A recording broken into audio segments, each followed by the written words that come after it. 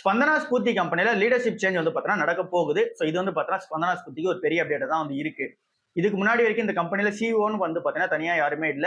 ஏற்கனவே இந்த சிஎஃப்ஓ தான் இப்போ இன்டர்ம் சிஓ வந்து பார்த்தீங்கன்னா ஆக்ட் ஆகிட்டு இருக்காங்க. ஸோ சிஎஃப்ஓ சிஇஓட ரோலையும் வந்து பார்த்தீங்கன்னா சேர்த்து பார்த்துட்டு இருக்காங்க. ஸோ ஏப்ரல் 2025 என்ன நடந்துச்சு அப்படின்னா, இதுக்கு முன்னாடி இந்த சிஓ வந்து ஸ்டெப் டவுன் வந்து பண்ணாங்க. அவருக்கு வந்து பெட்டரான ஆப்பர்ச்சுனிட்டி கிடைக்கவே ஸோ அங்கிருந்து வந்து பார்த்தீங்கன்னா வெளியே போனாங்க. இந்த கம்பெனியோட ஃபவுண்டரா இருந்த பத்மஜா ரெட்டின்றவங்க தான் 2021 வரைக்கும் இந்த கம்பெனியை ரன் பண்ணாங்க. ஸோ அவர் ஸ்டெப் டவுன் பண்ணதுக்கு அப்புறமா இங்க வந்து பார்த்தீங்கன்னா சிஓவா எந்த ஒரு பிரச்சனையும் வந்தது இல்ல. இந்த ஏப்ரல் 2025 இந்த சிஓ முன்னாடி இந்த சிஓ வெளியே போனதுக்கு அப்புறமா தான் இப்ப வரைக்கும் சிஓ வந்து பெர்ஃபெக்டான ஆள் கிடைக்காம இருந்தாங்க. சோ இப்ப புது சிஓ வந்து பாத்தீங்கன்னா ஒருத்தர் வந்து வரப்போறாரு. அவர் வந்து கே வெங்கடேஷ் அப்படின்னு சொல்றவங்க வந்து பாத்தீங்கன்னா வரப்போறாங்க.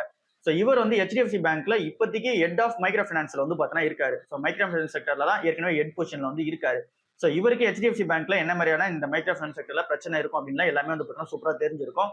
சோ அவர் இந்த கம்பெனி உள்ள வந்தாரு அப்படின்னா மைக்ரோ ஃபைனான்ஸ் செக்டரை கண்டிப்பா வந்து பாத்தீங்கன்னா டர்ன் அரௌண்ட் பண்ணிடுவாரு அப்படின்ற எக்ஸ்பெக்டேஷன்ஸ் வந்து இருக்கு. என்ன டேட்ல எக்ஸாக்டா MD அண்ட் CEO வந்து டேக் ஓவர் பண்ண போறாருன்றத சொல்லல. கம்மி வீக்ஸ்ல வந்து பாத்தீங்கன்னா பண்ணிடுவாரு அப்படின்ற மாதிரி வந்து சொல்லியிருக்காங்க. சோ இது வந்து ஸ்பந்தனா ஸ்பூர்த்தில ஒரு பெரிய அப்டேட் தான் வந்து இருக்கு.